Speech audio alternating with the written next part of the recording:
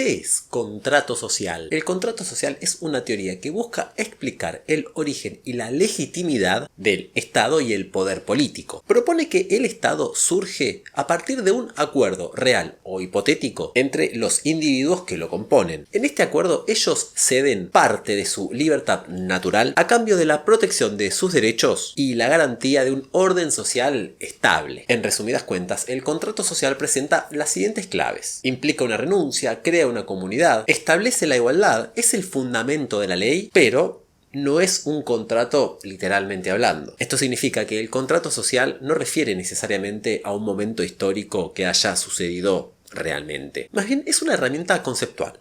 Una ficción que nos ayuda a comprender la relación que tenemos los individuos con el Estado. En pocas palabras, se trata de un experimento mental que nos invita a reflexionar sobre qué tipo de Estado elegiríamos si tuviéramos la oportunidad de diseñarlo desde cero. Es que no hay evidencia histórica que demuestre que alguna vez haya existido un momento en donde los individuos se reuniesen y acordasen conscientemente ceder parte de su libertad a cambio de vivir en sociedad. Es por esto que el objetivo del contrato social no es narrar un hecho histórico, sino justificar moralmente el poder político. Busca, sencillamente, legitimar al Estado y explicar por qué los individuos deberíamos obedecer las leyes, aunque esto implique las restricciones de algunas libertades. Ahora bien, si es una construcción ficcional, ¿es necesaria? ¿Por qué se ha planteado su existencia a lo largo de la historia de la filosofía? Podríamos decir, en principio, que la necesidad del contrato social surge a partir de la naturaleza humana y los desafíos que implica vivir en sociedad. En un estado de naturaleza, sin leyes ni instituciones, la vida puede ser caótica, insegura y propensa a la violencia. Es que los individuos, en busca de nuestros propios intereses, podemos entrar en conflicto, haciendo que las personas con menor fortaleza física se vuelvan vulnerables a las agresiones y a las injusticias. Así, la falta de un orden social estable dificulta el desarrollo y la cooperación para una sociedad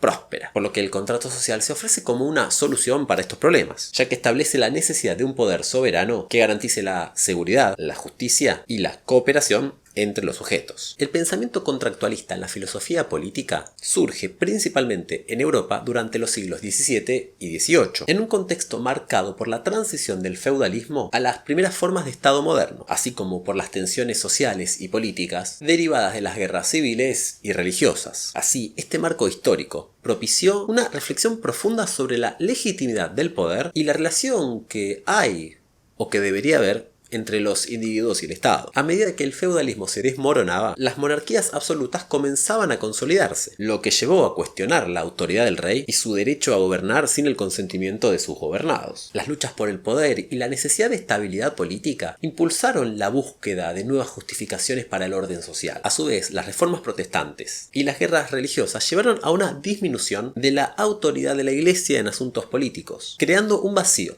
que algunos pensadores buscaron llenar al proponer teorías sobre el origen y la naturaleza del poder político. De esta manera, los tres contractualistas más reconocidos son Thomas Hobbes, John Locke y Jean-Jacques Rousseau. Hobbes, en su obra maestra El Leviatán, describe al estado de naturaleza como una guerra de todos contra todos, donde la vida es solitaria, pobre, desagradable, brutal y corta. Así, para escapar de esta situación, los individuos acuerdan someterse a un soberano absoluto, el Leviatán, que tiene el poder de hacer cumplir las leyes y mantener el orden. Para Hobbes, el miedo a la muerte y la violencia es el principal motivo que impulsa a los sujetos a aceptar el contrato social. Por eso, el soberano, ya sea un monarca o una asamblea, tiene un poder ilimitado y su autoridad no puede ser cuestionada, ya que sólo así podrá lograr el objetivo principal del contrato social: garantizar el orden y la seguridad, incluso a costa de la libertad individual. John Locke, por su parte, argumentaba en su obra Dos tratados sobre el gobierno civil que los individuos poseemos derechos naturales inherentes a nuestra condición humana, como el derecho a la vida, la libertad y la propiedad. Por tanto, el contrato social tiene como objetivo proteger estos derechos y limitar el poder del gobierno. Según él, los derechos naturales preceden al Estado y no pueden ser violados por este. Por ello, se vuelve necesaria la existencia de un gobierno limitado con poderes divididos para evitar la tiranía. E incluso, El contrato social contempla que, si el gobierno viola los derechos naturales, los individuos tienen derecho a resistir y rebelarse. Rousseau, por su lado, presenta en su obra El contrato social una visión más optimista del estado de naturaleza a comparación con Hobbes, ya que él sostiene que somos buenos por naturaleza, pero que la vida en sociedad puede corromper al hombre, y dado que este estado de naturaleza es irrecuperable, propone un contrato social, en donde los individuos cedemos nuestra libertad individual a la voluntad general, una entidad colectiva que representa al bien común. Desde esta noción, el contrato social debe garantizar la libertad e igualdad de todos los ciudadanos. Pero hay que comprender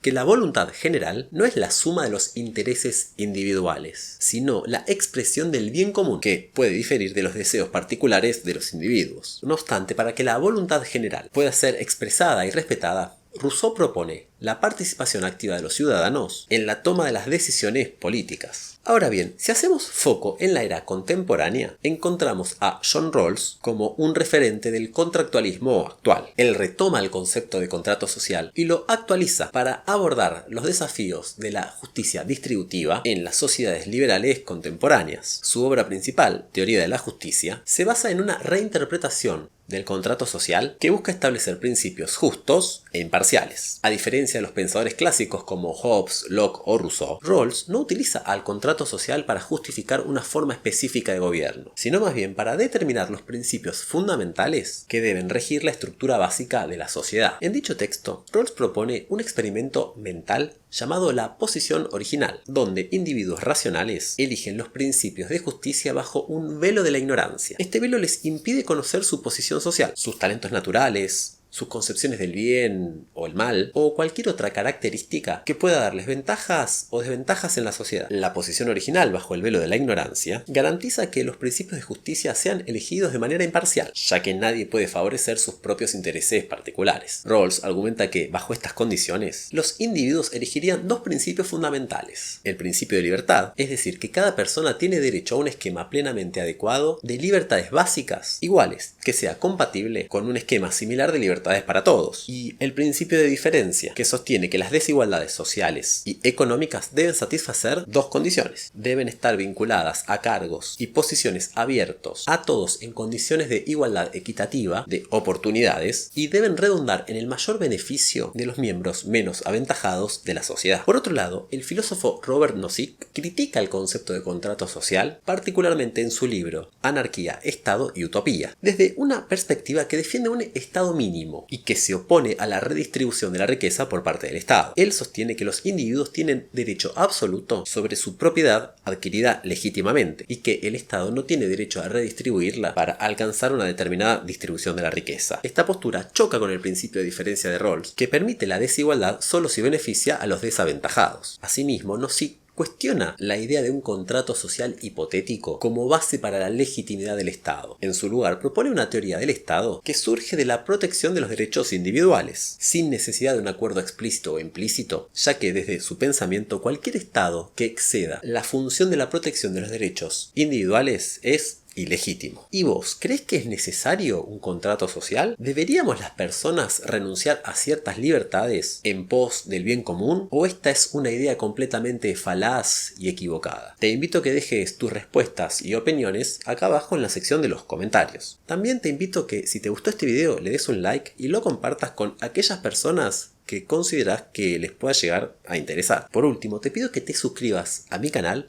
Así formas parte de esta comunidad filosófica que crece día a día. Gracias por tu tiempo y nos vemos la próxima.